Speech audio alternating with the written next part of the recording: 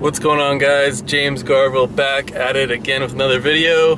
This one's gonna be crazy. Ray and Peter are with me. They're already pretty scared. I'm not scared though. I'm pretty nervous. I ain't scared about nothing but police. I know what I'm doing, but they have no idea how this works. I don't know what's gonna happen, but let's see. So you don't know what you're doing. Alright, so we're gonna be driving on the freeway and pushing this push to start in this car and seeing what happens if you press it while on the freeway. So hopefully we don't end up stopping in the middle of the freeway, but we'll see what happens. Transmission drops. So, you know, if you have a regular key here, like basically if you turn it off, it just turns off. Like there's no like fail-safe or anything, but with these I think there might be something that makes it so it doesn't turn off right away, so that'll be interesting to see. Alright, so we're going 65. Should we go 80? Yeah, dude. Alright, so we're going 65. I'm gonna press it. There's an exit coming up just in case things get hairy. Alright, so I'm gonna press it now.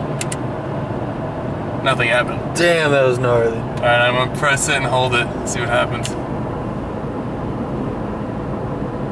Oh god, we're done. Oh. Oh god. Oh god. Oh god, okay, it's good thing there's that exit right here. You got power brakes? It feels like I still have power steering actually. Really? Yeah. That's crazy. I think so. It won't let you gas? No, it's done. Oh god. I think I have power brakes, that's interesting.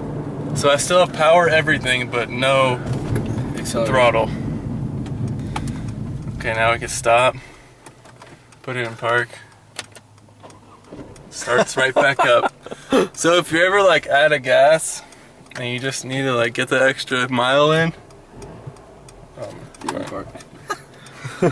automatic life. That was interesting.